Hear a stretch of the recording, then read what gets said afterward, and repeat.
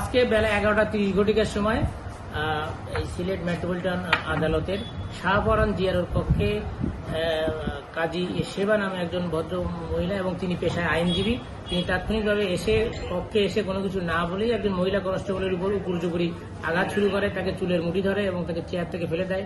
পার্শ্ববর্তী তাকে আরও একজন নারী জিয়ারও তাকে প্রতিহত করার চেষ্টা করলে তাকেও ধাক্কা মেরে ফেলে দিয়ে তিনি দ্রুত রুম থেকে দৌড়ে পালিয়ে যান।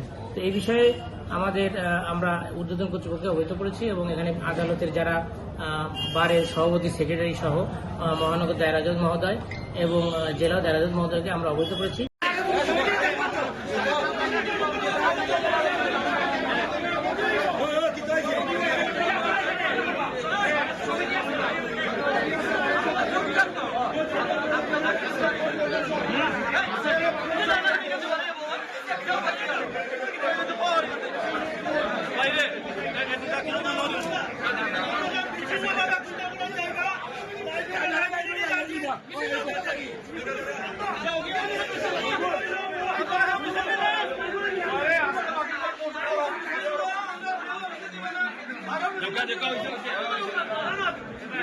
आयोग इन जगह आइले तो শেষ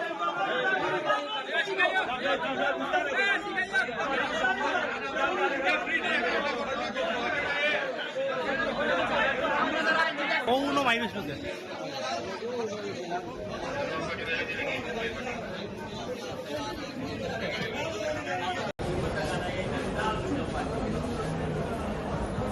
এখানে আইনজীবীদের সাথে এক ধরনের একটা উত্তপ্ত পরিস্থিতি তৈরি হয়েছিল। পুলিশও তো ঠেকানোর চেষ্টা করেছিল, আইনজীবীরা বেশ উত্তপ্ত ছিলেন। এই ঘটনাটা ভদ্রমহিলা আপনার নারী আইনজীবী, তিনি এখান থেকে বেরিয়ে যেয়ে আরো অনেক অ্যাডভোকেটকে নিয়ে তারা আদালত চত্বরে মিছিল করেছেন, পুলিশের বিরুদ্ধে বিভিন্ন স্লোগান দিয়েছেন। তো এই বিষয়ে আমরা যাতে আইন শৃঙ্খলার পরিস্থিতি কোনো বিঘ্নতার সৃষ্টি না হয় তার জন্য আমরা নিরাপত্তা ব্যবস্থা জোরদার রেখেছি এবং তাদের সাথে আমাদেরকে তর্ক করা বা আরও মারমুখী আচরণ করার তারা চেষ্টা করেছেন, কিন্তু পুলিশ শান্ত থাকায় বিষয়টি আর বেশি দূর এগোয়নি।